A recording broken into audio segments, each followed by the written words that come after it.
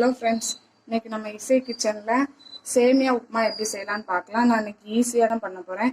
சேமியா உப்புமா செய்ய தேவையான பொருட்கள் வாங்க பார்க்கலாம். சேமியா நான் 1.5 பாக்கெட் எடுத்திருக்கேன். இதில் 1/2 பாக்கெட் தான் போடுவேன். தாளிக்க தேவையான எண்ணெய், கடுகு, ஒரு மீடியம் சைஸ் வெங்காயம், ஒரே ஒரு வரமிளகாய், கொஞ்சமாக கருவேப்பிலை, தேவையான அளவு உப்பு, தேவையான அளவு தண்ணி. இப்போ வாங்க எப்படி செய்யலான்னு பார்க்கலாம். சட்டி அடுப்பில் வச்சாச்சு. சட்டி காயட்டும். ஒரு 3 ஸ்பூன் எண்ணெய் ஊற்றிக்கலாம்.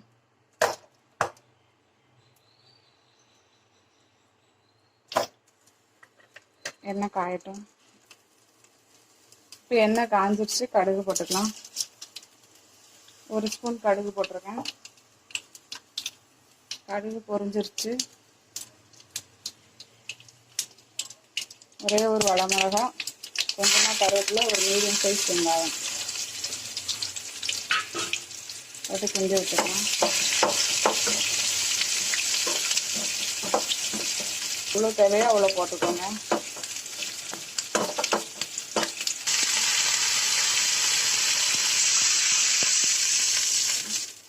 இந்த செம்புக்கு 1 செம்பு தண்ணி ஊற்றிருக்கிறேன். 1.5 பாக்கெட்டு சேமியாவுக்கு 1 செம்பு தண்ணி கரெக்டாக இருக்கும்.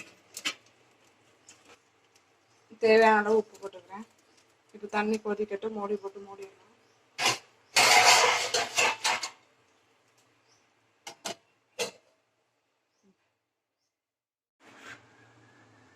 இப்போ தண்ணி கொதிச்சிருச்சு.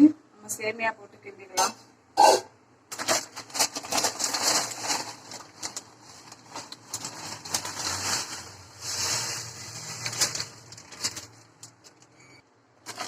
ஃபஸ்ட்டு ஒரு பாக்கெட் போட்டுக்கிறேன். இதில் உள்ள ஒரு 1/2 பாக்கெட் போட்டுக்கிறேன்.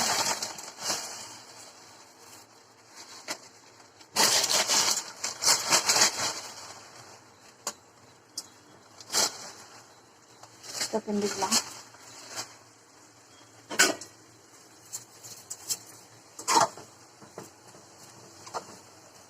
ஒரு சம் தண்ணி ஊற்றினா கரெக்டாக இருக்கும் 1.5 பாக்கெட்டுக்கு. இது வேகட்டும். கொஞ்சம் மூடி போட்டு ஒரு 5 நிமிஷம் மூடி வச்சுக்கலாம். சிம்மில் வச்சுக்கோங்க.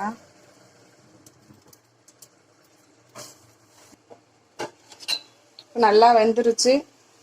அடுப்பை ஆஃப் பண்ணிட்டு ஒரு 5 நிமிஷம் போட்டு மூடி வச்சுக்கலாம். உடனே கிண்டாதீங்க, கொஞ்ச நேரம் ஆகட்டும். 5 நிமிஷம் ஆயிடுச்சு. மூடி திறந்து பார்த்துக்கலாம். பாருங்க,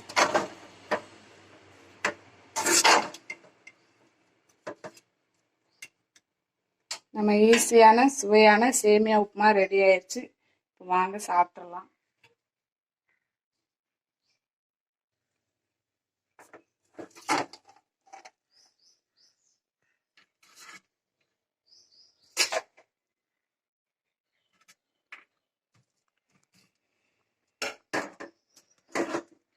சுவையான ஈஸியான சேமியா உப்புமா ரெடி.